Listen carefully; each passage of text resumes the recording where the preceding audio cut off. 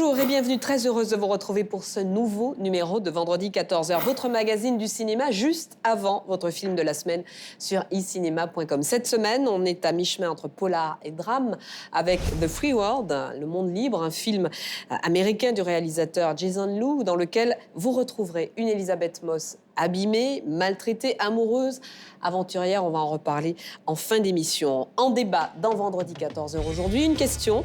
Théâtre et cinéma font-ils bon ménage? Le théâtre a précédé le cinéma et pendant longtemps, à ses débuts, le cinéma a été une simple caisse de résonance du théâtre. Les choses ont tellement changé que c'est maintenant le théâtre qui s'inspire du cinéma.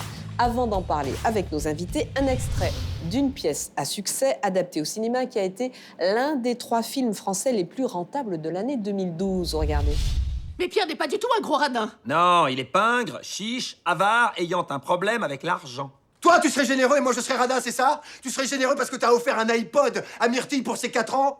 Excuse-moi de ne pas avoir ton fric. Ah, c'est sûr que les morceaux de bois, ça n'a pas dû te ruiner. C'était un Mikado, connard! Mais t'aurais mon fric, ça serait pareil.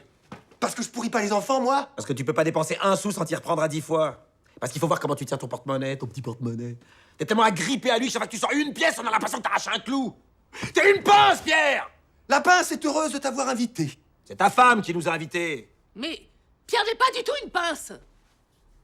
C'est même quelqu'un de...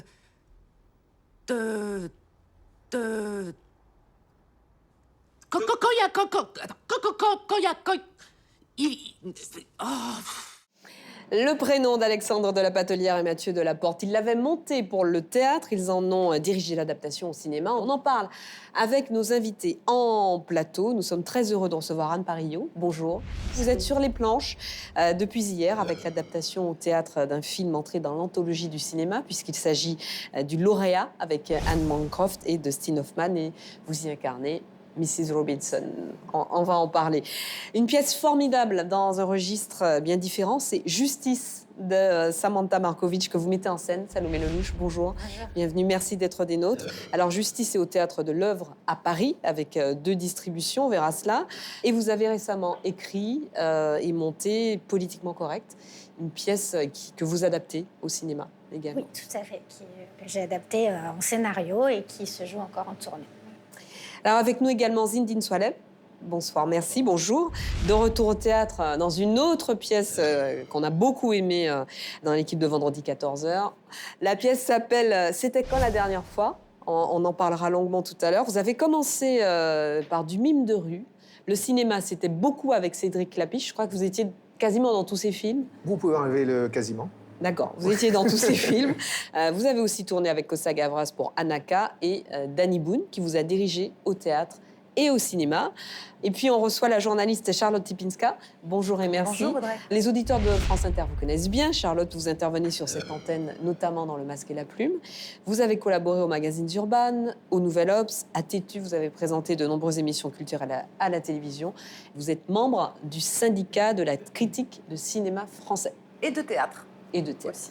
Voilà, comme ça on a fait le tour. Il me reste quand même à vous rappeler que Youno Adamsé est des nôtres. Bonjour Youno. Bonjour Audrey. Oui. Alors je suis très content aujourd'hui de parler 7e art avec vous, surtout qu'il y a Anne Parillot qui a repris le rôle de Mrs. Robinson, comme tu le soulignais en début d'émission. Ça fait beaucoup pour moi. Je suis tout excité là. Mais écoute, tu vas aller la voir sur scène et puis tu nous diras ce que tu en penses. Théâtre et cinéma, bons amis ou pas? L'un peut-il se passer de l'autre? On fait un point rapide et chiffré avec Anne Le Boulch avant d'interroger nos invités. Au temps pionnier du 7e art, les cinéastes s'inspiraient du théâtre. À Hollywood, les pièces devenaient scénarios, tandis qu'en France, les auteurs de théâtre comme Pagnol et Guitry adaptaient leurs propres pièces au cinéma. Une liaison fructueuse qui a perduré au fil du temps, donnant naissance à de nombreux grands succès cinématographiques. Certaines adaptations, devenues des classiques, ont presque fait oublier la pièce dont elles sont issues. La mise en scène de Kazan sur un tramway nommé Désir, version grand écran, et l'interprétation de Marlon Brando restent difficiles à surpasser. Un mariage réussi qui a évolué depuis une décennie. Désormais, c'est le théâtre qui ose le cinéma avec des adaptations de films cultes sur les planches en pagaille. Un phénomène dont se sont emparés les metteurs en scène de théâtre les plus en vue, comme le belge Ivo van Hove qui a adapté Cassavetes, Bergman ou plus récemment Visconti, ou Mathieu Bauer qui vient d'adapter brillamment Samuel Fuller. Sachant enfin que parmi les plus grands cinéastes de notre histoire, beaucoup sont aussi metteurs en scène de théâtre, et que nos plus talentueux acteurs ont su briller à la fois sur les planches et sur grand écran, théâtre et cinéma font-ils bon ménage ? On va débuter avec vous, Anne Parillaud, et la pièce Le Lauréat. Le metteur en scène de la pièce, Stéphane Cotin, estime, je le cite, que le texte de l'adaptation du film vers la pièce dépasse de loin la simple transposition du scénario et possède, dit-il, une théâtralité intrinsèque. Est-ce que c'est important que la pièce trouve finalement sa propre dynamique indépendamment du film dont elle est adaptée ? Ah oui, je pense que c'est une nouvelle écriture, de nouveau, de la même façon que quand on adapte d'une œuvre littéraire, c'est une relecture et c'est une réécriture. C'est la même nécessité dans le passage, effectivement, d'un film à une pièce. Le théâtre, il y a vraiment quelque chose qui doit être donné et partagé immédiatement avec un public et qui réagit aussi. Donc le public, j'ai l'impression, parce que je suis un peu novice dans l'univers, mais fait partie de l'écriture de la pièce, puisque selon ses réactions, selon ce qui se passe dans la communion, la pièce aussi se déroule autrement. Mais Zindine, vous êtes beaucoup monté sur les planches, vous allez nous dire si, ce qui est très différent entre jouer devant des caméras et jouer sur les planches, dans ce rapport évidemment immédiat oui, avec le texte. Il y a un rapport immédiat, je suis d'accord avec ce que vient de dire Anne, mais il y a quand même pour moi une constante qui est une sincérité. C'est vrai qu'il y a une manière de jouer très différente. On sait qu'au théâtre, on doit porter la voix plus fort parce qu'il y a des gens qui sont assis au balcon ou plus haut. Mais je sais que la première fois qu'on m'a proposé de la comédie, parce que bon, moi, j'ai commencé avec Chéreau, avec Mouchkine, donc, et après, j'ai pas fait de théâtre pendant un certain nombre d'années. Et Danny Boone m'a appelé pour jouer. Et au début, c'est pas que j'étais réticent, mais je me suis dit, j'ai jamais joué de boulevard.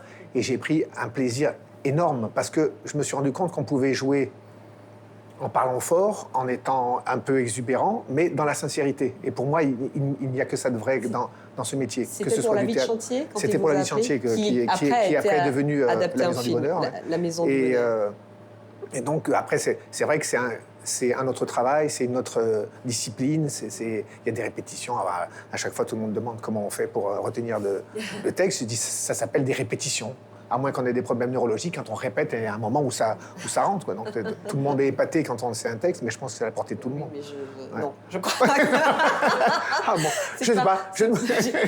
On peut ne pas avoir de problème neurologique et ne pas arriver à mémoriser un texte. Mais c'est vrai que c'est important ce que dit Zindine, parce que le travail de justesse par rapport à un texte, quand on a l'habitude de le dire de manière naturelle et intime, et qu'on doit garder cette même intimité tout en le projetant, c'est vrai qu'il y a un vrai travail de retrouver la justesse par rapport à ça, mais qui est très excitant, en fait.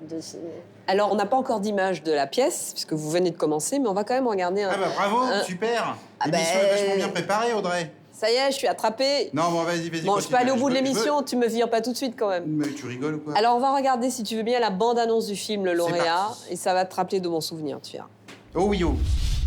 May I ask you a question? What do you think of me? Mrs. Robinson, you're trying to seduce me. Hey, there's the award-winning scholar. We're all very proud of you, Ben. What is it, Ben? I guess about my future. Do you find me undesirable? Oh, no, Mrs. Robinson. I think you're the most attractive of all my parents' friends. I don't want to close my eyes. I might miss something. Maybe we could do something else together. Mrs. Robinson, would you like to go to a movie? The world is changing faster than you. Say hello to Mrs. Robinson, Benjamin. Hello, Benjamin. Hello, Mrs. Robinson. Hey, Ben. Elaine's coming down from Berkeley soon. I want you to call her up.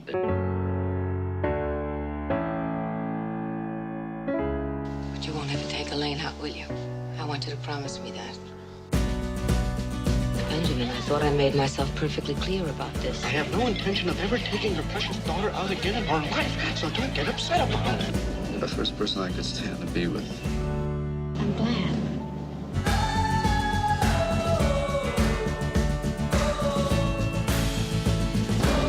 In order to keep Elaine away from you, I am prepared to tell her everything. I just don't believe you would do that. Try me. That woman, that older woman that I told you about? Benjamin, will you just tell me what this is all about? Alors, pendant qu'on regardait la bande-annonce d'un film que la plupart d'entre vous, probablement, et en tout cas nous, autour de cette table, avons vu, Zinedine Zinedine Soilem disait... Oui, on peut, je pense que vous n'avez pas été le seul à penser que vraiment, voilà, Mrs. Robinson avait été un fantasme de jeunesse. Charlotte nous disait, mais une génération de garçons ont fait leur éducation en regardant ce film. Enfin, il me semble, je ne peux pas parler pour eux, mais ça ne m'étonnerait pas, en tout cas. Vous n'avez pas choisi la facilité, Anne Barillot. Ah non, c'est un défi monstrueux à relever. En plus du défi théâtral pour lequel je suis novice, il y a le défi de la performance d'Anne Bancroft qui était exceptionnelle et qui effectivement a fait rêver la planète. Donc, Mrs. Robinson, c'est un petit peu la reine des cougars quand même. En fait, le film était très moderne avant l'heure, parce qu'en fait, on se trouve à être dans une mouvance totalement actuelle avec un film de 1967. Donc c'est vrai que c'était très avant-gardiste comme sujet et comme film. Ce serait intéressant d'ailleurs de se poser la question de savoir si les choses ont vraiment tant changé que ça aujourd'hui. Est-ce que ce qui se produit dans ce film, un jeune étudiant est séduit par l'ami de ses parents qui a 2 fois son âge, est-ce que c'est plus accepté aujourd'hui que ça ne l'était quand on voit à quel point le mariage du président de la République a été commenté? Est-ce que c'est plus accepté aujourd'hui que ça ne l'était à l'époque? Comment on fait justement quand le rôle a été tellement marqué par une interprète pour se l'approprier? Alors je pense qu'il faut étrangement essayer de s'en éloigner et essayer justement de ni copier, ni trop s'en inspirer. D'ailleurs, j'ai pas voulu revoir le film parce que j'aurais dit non au projet, je pense. Donc je pense que l'idée, c'est vraiment d'essayer de faire une recréation d'un personnage à travers le regard d'un metteur en scène aussi qui a sa propre approche et justement d'une approche théâtrale qui de ce fait sera de toute façon différente et donc nous permet nous de recréer quelque chose différent du film. Est-ce que c'est un film qui vous avait particulièrement marqué à l'époque? Ah ouais, moi j'avais adoré, bien sûr.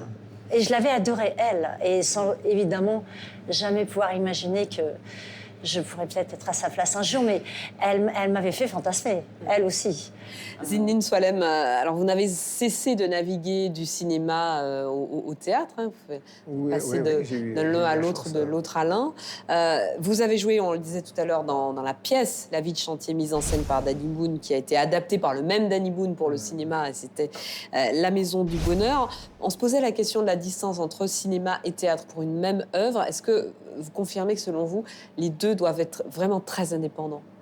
Oui, complètement. En plus, moi, je suis le seul rescapé de la distribution du théâtre, parce qu'il y a certaines contingences, il y a des producteurs. Puis moi, Danny m'appelait en me disant, je suis pas sûr que... Il voulait absolument que je sois dans le film, et puis je crois qu'on lui a proposé d'autres noms à ma place, que je ne citerai pas ici. Et il a dit non, je veux Zinedine. C'était Claude Berry. Il a dit ouais, mais il pensait à certains personnes humoristes. Allez, Zinedine, vas-y, cite des noms qu'on rigole un peu là. Hein, je ne dirai pas. Tu nous tends la perche là, quand même. Et finalement, voilà, ça s'est fait et Claude Berry a été convaincu après. Mais ce qui était aussi compliqué pour moi, c'est que dans la pièce, je jouais un portugais, donc je jouais avec un accent portugais. Danny a eu peur que ça fasse caricature au cinéma. Moi, je savais que j'aurais pu le faire, mais bon, et finalement, on l'a rendu marocain, mais sans accent. Au début, on a essayé l'accent, c'était trop, donc je m'appelle Mouloud Mami, mais je parle comme aujourd'hui. Alors, on va regarder un extrait de La Maison du Bonheur. Mais pourquoi elles sont pas posées, mes portes et mes fenêtres? Si, elles sont posées, mais dans le jardin. Mais qu'est-ce qu'elles foutent posées dans le jardin? Avant, elles étaient posées dans l'escalier, mais comme on pouvait pas passer avec les matériaux, du coup, on les a posées dans le jardin. Mais vous faites pas de mouron, le gars qui vous les a livrées va vous les poser, vous portez vos fenêtres, vous portez vos fenêtres. Et pourquoi il les a pas déjà posées? Parce qu'il a eu un petit accident, il s'est pris une porte. Comment il aurait fait pour se prendre une porte? Il n'y en a aucune de posée. Bah justement, il s'est pris une porte dans l'escalier en voulant la poser dans le jardin. C'est la merde. Vous me foutez dans la merde. Personne n'achètera la maison dans cet état. Vincent Macaigne, qui est metteur en scène de théâtre et réalisateur d'un long métrage très remarqué, notamment à Cannes, qui s'appelle Pour le réconfort, dit « Quand les acteurs jouent au théâtre, pour moi, ils doivent tuer le metteur en scène, prendre le pas sur lui, alors que quand je filme, donc pour le cinéma, je vole quelque chose aux acteurs et c'est presque le processus inverse. » c'est aussi votre avis? Alors, c'est très étrange que vous dites là, parce qu'il y a quelques jours, nous avons commencé aussi, on a eu notre première, et donc il y a des répétitions, des notes tous les jours, des recadrages, et moi je sentais que je voulais que le metteur en scène parte à un moment. Je disais, donc je sais, excuse-moi Johanna, je sais pas où tu es, où est-ce qu'il faut que je regarde, et je me disais, il y a un moment, voilà, c'est à nous. Donc c'est très juste, je suis entièrement d'accord avec ça, parce que je disais, maintenant j'ai envie d'être avec le public. Évidemment, les premiers jours, voilà, là vous avez été un peu rapide, là, quelques ajustages ici et là, mais c'est vrai que là maintenant c'est nous et vous, quoi. C'est nous et eux, c'est très très vrai. Alors qu'au cinéma, c'est une histoire d'amour entre la caméra, l'œil qui est derrière, et c'est ce que j'aime dans ce travail-là aussi, c'est qu'au cinéma, on a ça ici, on peut se permettre d'être plus intérieur, mais voilà, la constante, ça je le répéterai toujours, c'est la vérité et la sincérité du jeu, mais il y a mille et une manières d'y arriver. Charlotte Lipinska. Non, en entendant Zindine, je me dis que quand même, au théâtre, vous êtes totalement maître, ce qui n'est pas le cas sur un plateau de cinéma. C'est-à-dire que l'acteur en pleine représentation, si tout d'un coup il veut jouer plus vite, moins vite, voire changer son texte, improviser ou changer ses déplacements, on ne va pas l'interrompre et vous êtes maître à bord. Au cinéma, après le tournage, il y a le montage, enfin il y a beaucoup de choses qui font que vous êtes moins maître du résultat final. On est moins maître du résultat final, mais on peut interpréter une scène de mille et une façons aussi. Et puis après, c'est une question de confiance. Mais ce qui sera dans le film, c'est le réalisateur qui va décider de prendre telle ou telle prise. Le moment de la représentation théâtrale, si effectivement, je ne sais pas, vous pétez un plomb ou vous voulez faire tout d'un coup ce que vous vouliez depuis le début, malgré les indications du metteur en scène, après tout, c'est vous qui êtes maître. Exactement. Zindine, vous êtes au théâtre Tristan Bernard à Paris depuis la mi-janvier, aux côtés de Virginie Hauck pour C'était quand la dernière fois. Vous parliez de Johanna Boyer à l'instant parce que c'est effectivement elle qui met en scène la pièce d'Emmanuel Robert Espalier. Racontez-nous Espalieu, pardon. Racontez-nous un petit peu cette pièce. Au bout de 3 répliques, on comprend un petit peu le sujet, c'est-à-dire que c'est un couple qui, voilà, un couple moyen, on sent on se parle plus beaucoup. On se parle plus beaucoup, il est en train de lire le journal, il est en train de finir sa salade, et puis chérie, oui, qu'est-ce qu'il y a? Tu vas mourir? Ouais, il répond pas. Tu m'as entendu? Oui, je vais mourir un jour comme tout le monde. Non, tu vas mourir ce soir, je t'ai empoisonné. Et voilà, et après ça donne lieu à plusieurs états. Le mari essaye de comprendre, essaye de lui faire changer d'avis, essaye de se sauver. Et puis voilà, enfin, je vais pas tout raconter, mais et c'est parti pour 1h20 de folie, d'absurdité. C'est une comédie ou bien? Parce que là, on n'est pas sûr quand même. Oui, c'est une comédie. Ah, si. Alors moi, je peux témoigner que non seulement c'est une comédie, c'est un pur bonheur de comédie. C'est vraiment, on passe un moment délicieux. On rit évidemment beaucoup. J'ai beaucoup aimé cette pièce et on vous la recommande chaudement. Une autre pièce que j'ai beaucoup aimée, c'est Justice, Salomé Lelouch, la pièce de Samantha Markovic que vous mettez en scène, avec 2 distributions, je le disais tout à l'heure. Donc moi, j'ai vu la pièce interprétée par Naïdra Ayadi, Fatima Ndioy et Océane Rosemary. Il y a aussi la distribution de Camille Cotin, Camille Chamou et Samantha Markovic. On n'est pas dans la comédie, ou alors une comédie dramatique, mais pourtant on sourit. Et même on rit à certains moments de cette pièce qui décrit les comparutions immédiates et les difficultés que peuvent avoir à la fois les victimes, les prévenus, les juges, les policiers, les avocats face à un appareil judiciaire qui dysfonctionne.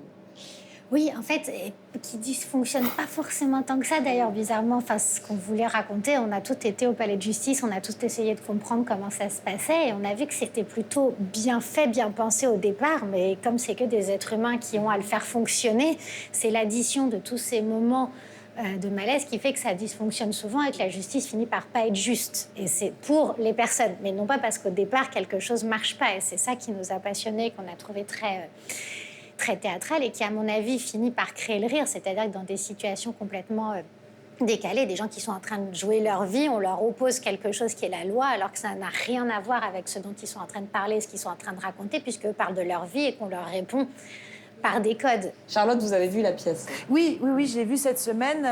Alors moi, avec la distribution, donc Samantha Markovic, Camille Cotin et Camille Chamou. Et effectivement, je vous rejoins, Audrey, le spectacle est très fort. Alors je suis le travail de Salomé depuis assez longtemps, donc je n'étais pas surprise de voir une belle mise en scène. Mais le spectacle m'a assez saisie parce qu'effectivement, donc il y a ces 3 filles en scène qui vont à chaque scène changer de rôle entre effectivement la personne déférée et le représentant de justice. Donc elles tournent entre elles et une comédienne qui joue une déférée devient la substitut du procureur ou un assesseur après.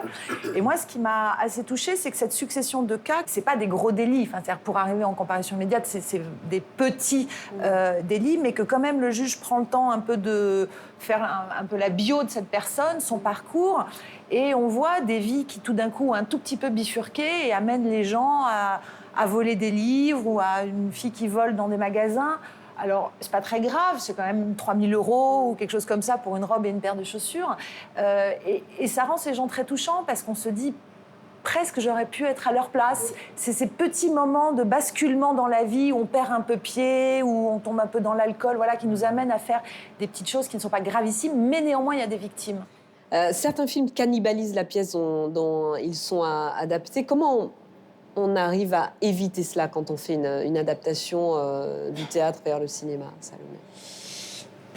Je l'ai fait qu'une fois, donc c'était très particulier. J'avais adapté des romans vers le théâtre, donc il y avait déjà cette notion qu'on prend un petit bout de l'histoire et pas toute l'histoire, parce que pour le coup, je pense que c'est pas pour rien que spontanément un auteur écrit en premier pour la littérature, pour le théâtre, pour le cinéma. Donc quand on a un coup de cœur sur une partie, par exemple sur le roman de Karen Thuil, j'avais adapté qu'une toute petite partie de l'histoire, c'est pour ça que le titre avait changé.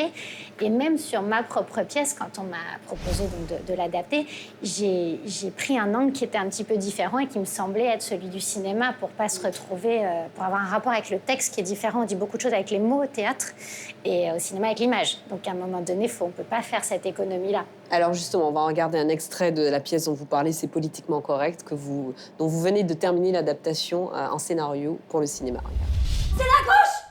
C'est la gauche au contour! Oh merde! Oh, c'est bon ça! C'est génial! Ah oui, c'est génial. Deux couples pour fêter ça? J'ai jamais rencontré une fille comme elle. C'est un esprit libre, elle subit pas, elle réfléchit. C'est une race en voie de disparition, les gens qui réfléchissent, non? Super! T'as rencontré un diamant brut. Du coup, je comprends pas où est le problème. Elle nous trouve infréquentables. Non, c'est très bien pour la gauche, mais je me demande si c'est pas un peu dangereux pour la France. Vous êtes vraiment tordu à gauche. T'es pas de gauche?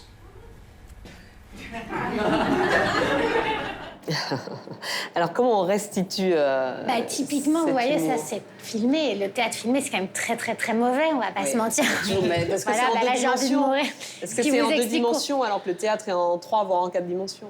Oui, ce qui fait, c'est tout le charme. Enfin, en tout cas, je trouvais de ce texte, c'est qu'il y avait très peu de décors sur le plateau, qu'on était vraiment avec les acteurs et tout. Filmé, c'est vraiment une cata, ça je l'ai déjà dit. Donc je leur dis, non, ça prouve à quel point c'est pas si simple. On peut pas remettre les mêmes dialogues, les remettre dans le contexte, parce qu'on a beaucoup, beaucoup besoin des mots au théâtre. Et moi, j'aime qu'on ait besoin des mots au théâtre. Et encore une fois, au cinéma, il va falloir faire comprendre aussi au spectateur ces choses-là sans lui raconter. Sinon, ça n'a aucun intérêt de déporter le sujet. Et nous, on a été tourner déjà des scènes du film dans la foule. Donc, par exemple, plein de choses qui, là, ont lieu au café, avaient lieu pendant les manifestations vraiment de l'entre-deux-tours de 2017. On a tourné quand Jean-Marie Le Pen a fait son discours place Jeanne d'Arc. Et le même jour, l'après-midi, on a tourné dans les manifestations de la CGT. Donc voilà, c'est ramener de la vie, du mouvement, d'autres gens qui passent. C'est pas les mêmes personnages qui prennent les mêmes répliques.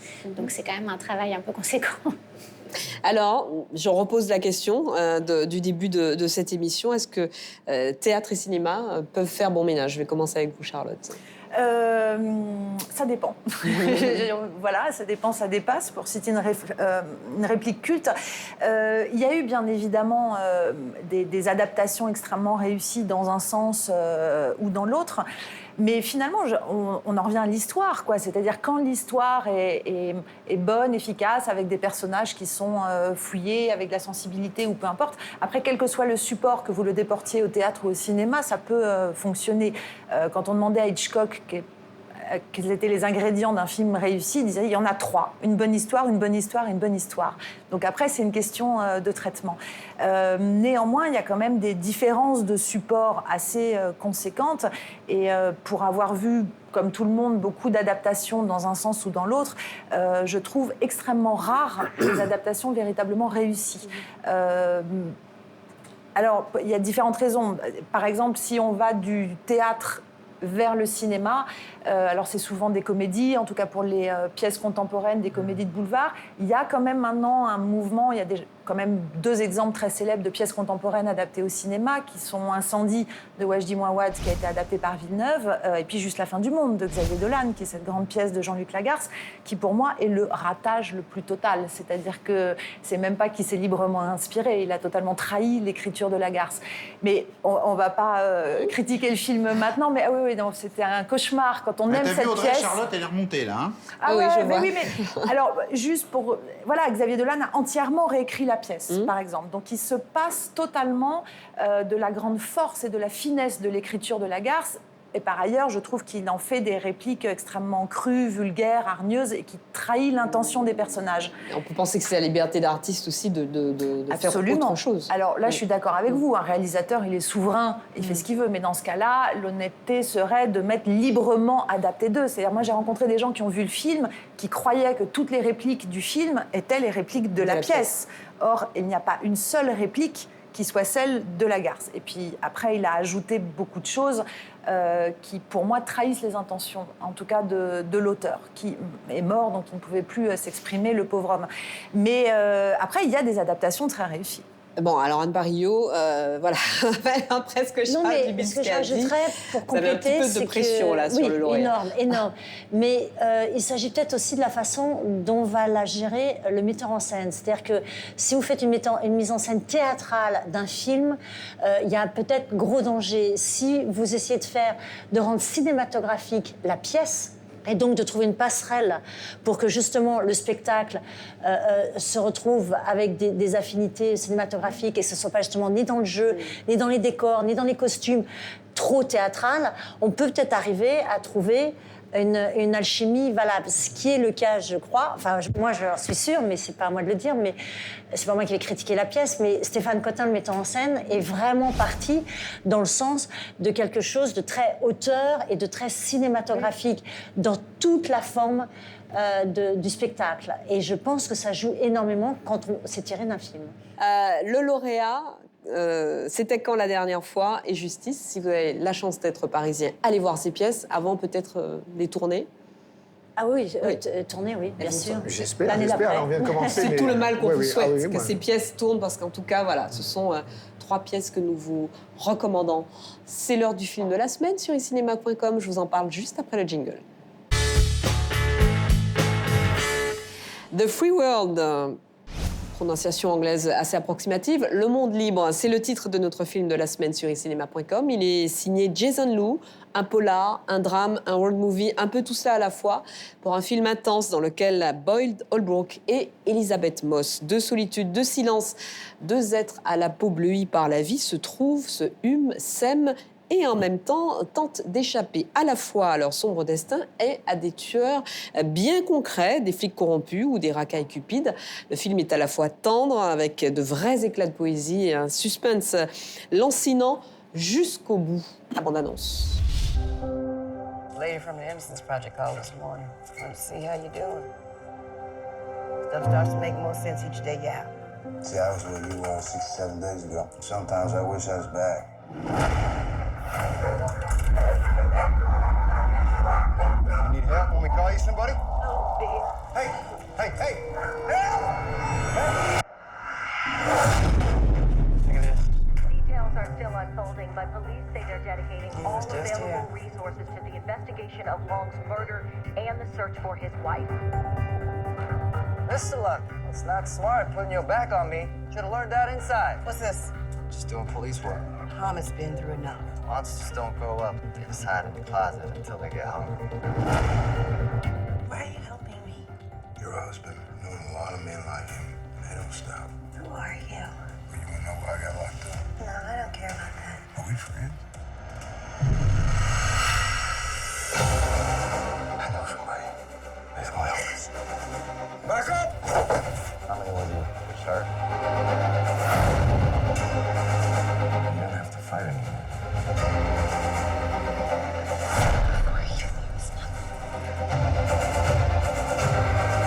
When I think of you, it takes me away from here. We can do it. We're gonna make it.